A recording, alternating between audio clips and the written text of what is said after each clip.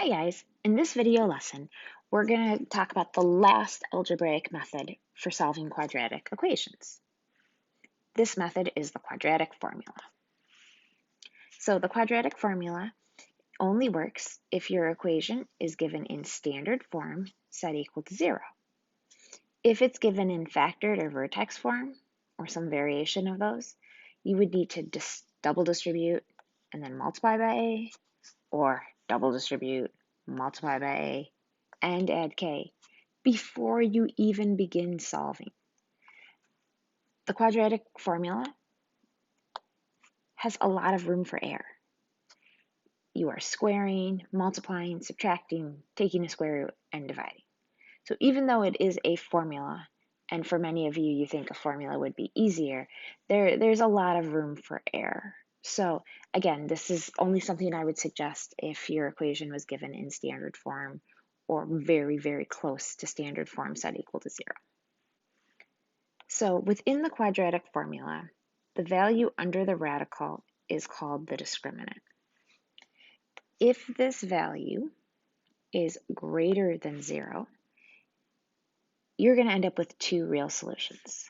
One will come from taking negative b plus the square root of the discriminant over 2a, and one will come from taking negative b minus the square root of the discriminant divided by 2a. If that discriminant, the part under the radical, equals 0, you're only going to end up with one real solution, negative b plus 0 over 2a, and negative b minus 0 over 2a.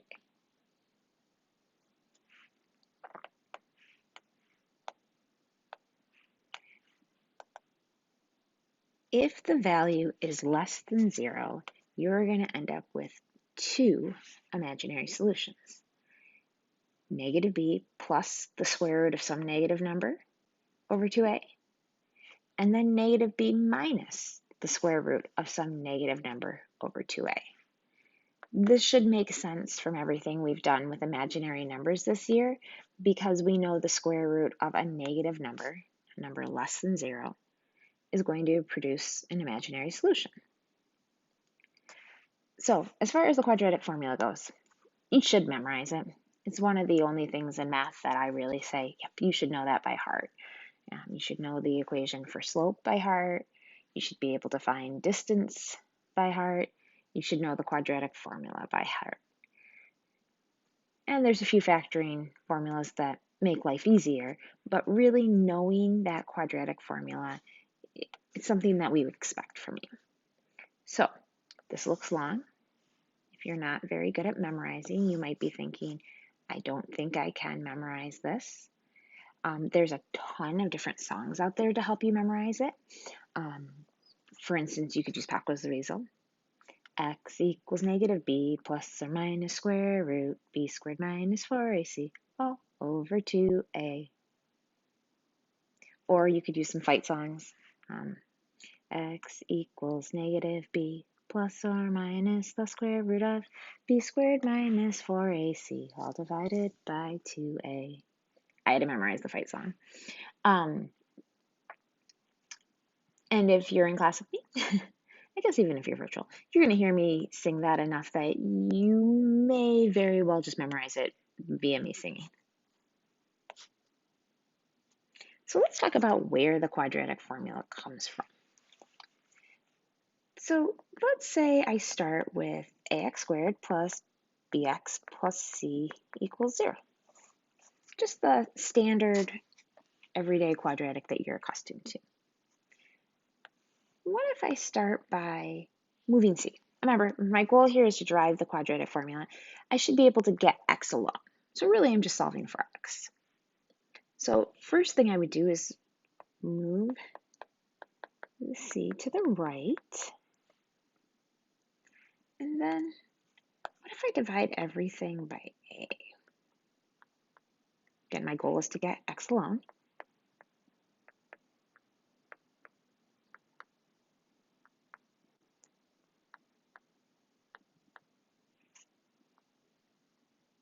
And then I could complete the square like I know how to do from the last few lessons we've done.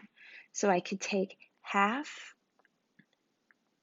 of b over a and square it. And that would get me b squared over 4a squared. So if I add that to both sides,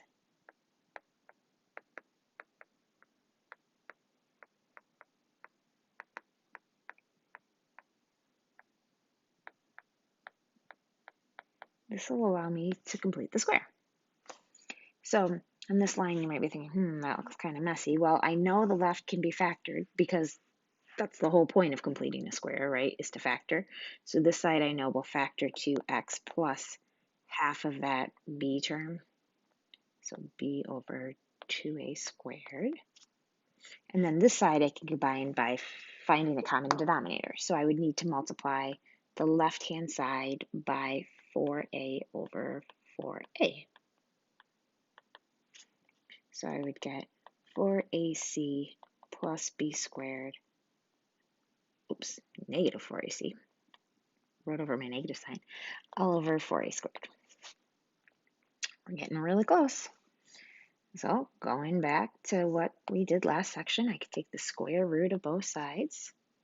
I get x plus b over 2a equals plus or minus the square root of, and I'm just going to rewrite this as b squared minus 4ac.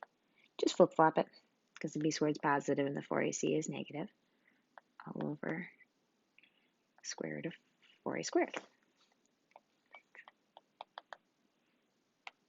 So let's simplify this. So on the left, I could move that negative b over 2a over. And on the right, I know the square root of 4a squared is 2a.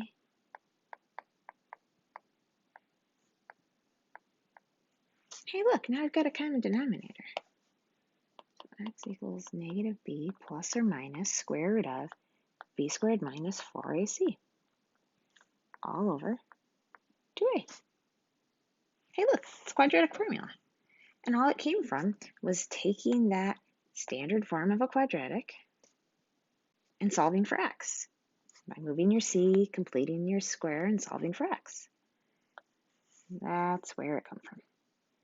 Probably won't do this every day in class, but it's nice to know that I didn't just make it up or that some mystical math god said it was. So let's talk about using that discriminant value. So if we move the 5x and the 14 over so it's in standard form, we can use the discriminant to determine how many and what type of solution a quadratic will possess. And you'll be doing this lots and lots in the next couple weeks. So first thing, I'd say b squared minus 4ac.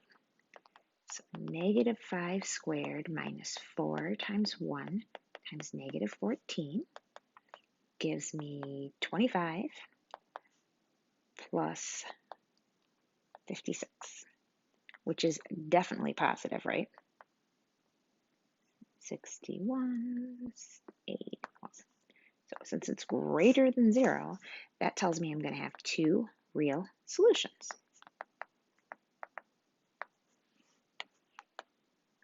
Do it again. Move everything to one side. I get 7x squared plus 2x plus 9 equals 0. Then I'm going to say, well, b squared minus 4ac is 2 squared minus 4 times 7 times 9. And I can already tell that's going to be negative because 4 is much less than whatever 4 times 7 times 9 is. That's less than 0. So I know I'm going to have two imaginary solutions.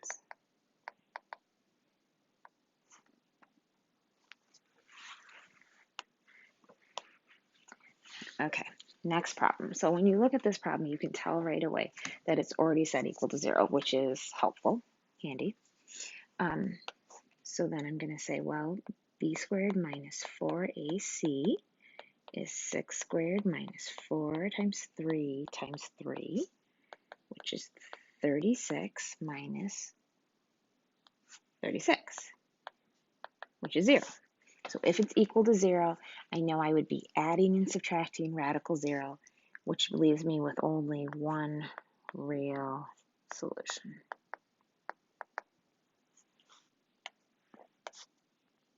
Okay, so the first three examples, we were just finding the determinant to determine how many and what type of solution we're going to have. So I'm going to do two parts to this. In order to solve this, the first thing I'm going to do is find the discriminant. So I'm going to say b squared minus 4ac is, oops, I'm going to move that 3 over first.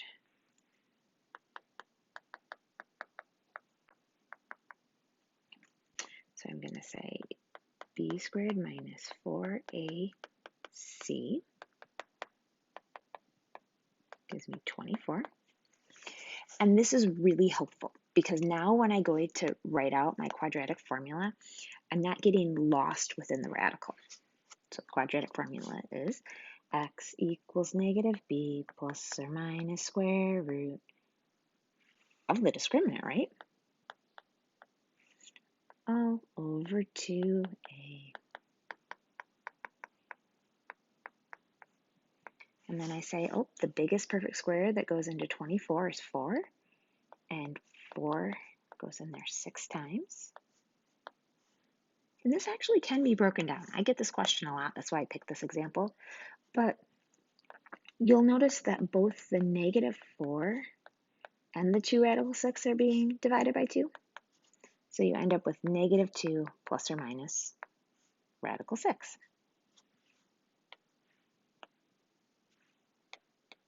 Let's do this again. We're going to find the discriminant first before I resolve. So b squared minus 4ac. Put it in standard form first.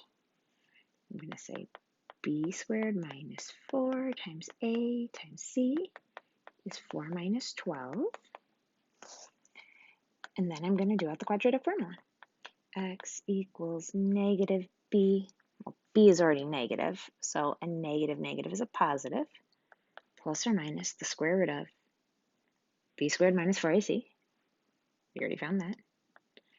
All divided by 2a.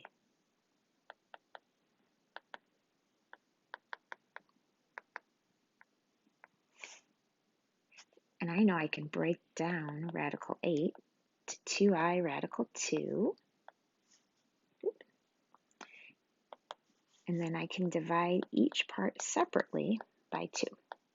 Now, I know I gave you 2 examples in a row that could be simplified. This is actually not super common, but it is something that kids struggle with, so I thought it was worth doing a couple examples of. Oh man. So these 2 over 2 would simplify down to 1, and these 2 over 2 would simplify down to 1, so you get 1 plus or minus I radical 2. Again, I'm going to start by finding my discriminant. This helps me know how many and what type of solution I should get. So I'm going to get 12 squared minus 4 times a times c. So 144 minus 36 is 108. So then I'm going to do the quadratic formula. I know my a is 1, my b is 12, and my c is 9. So I get x equals negative b plus or minus the square root of b squared minus 4 times a times c, the discriminant, all divided by 2a. We probably need some more side work. And then I need to figure out what is the biggest perfect square that divides into 108. And 36 goes in there 3 times. And again, I can say, well, I can break that into negative 12 over 2 plus or minus 6 radical 3 over 2.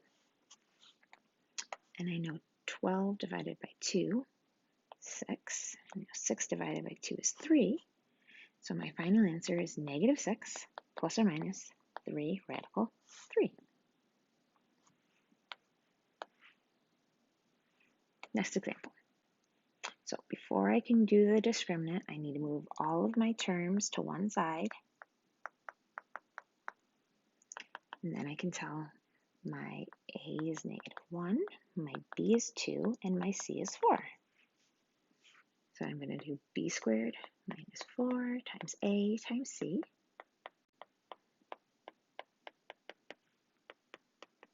which gets me 4 plus 16, which is 20.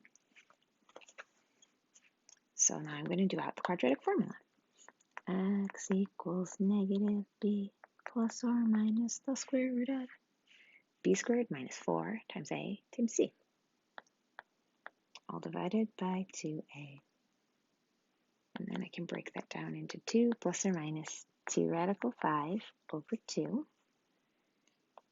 And since each part separately is being divided by 2, it reduces to negative 2 over 2 is negative 1. 2 over 2 is 1, so you get negative 1 plus or minus radical 5. Now, I happened to give you all examples previously that reduced. That is not super common, but again, that is something that kids struggle understanding how to do correctly, so I wanted to show you examples that reduce. Don't think that all of these will. So go ahead, take a minute, and try problem A.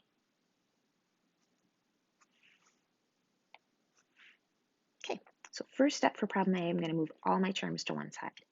So I'm going to get x squared minus 2x plus 1 equals 0. So my a is 1, my b is negative 2, and my c is 1. And then I'm going to find my discriminant, which is negative 2 squared minus 4 times 1 times 1. So 4 minus 4 is 0. And then I'm going to say, to do the quadratic formula, it's x equals negative b plus or minus the square root of b squared minus 4 times a times c.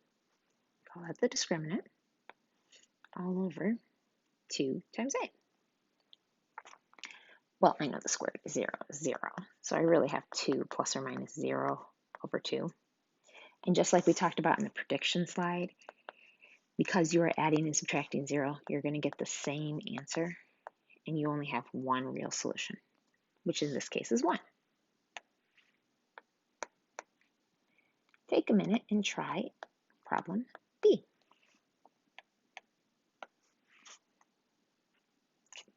Step 1 for problem B, I'm going to move everything to one side. My A is 1, my B is negative 3, and my C is negative 4. I'm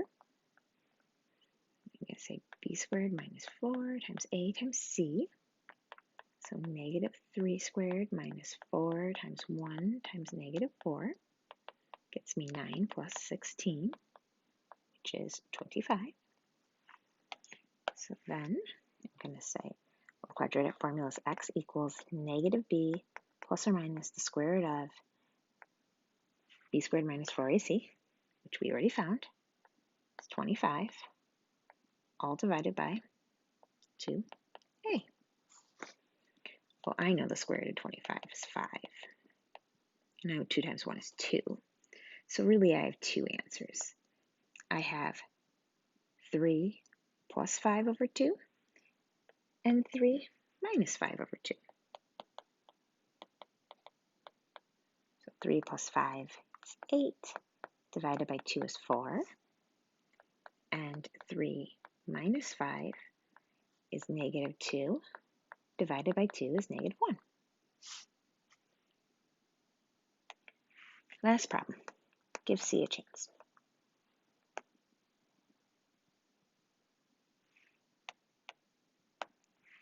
Okay, so step 1, move everything to one side.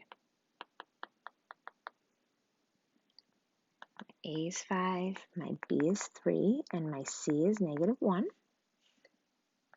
Then I'm going to say, well, B squared minus 4 times A times C is 3 squared minus 4 times 5 times negative 1. Gives me 29. So that's the discriminant. The quadratic formula is x equals negative b plus or minus the square root of b squared minus 4 times a times c, all divided by 2a. And there's not much I can do with this because there are no perfect squares that divide evenly into 29. So that's just my answer.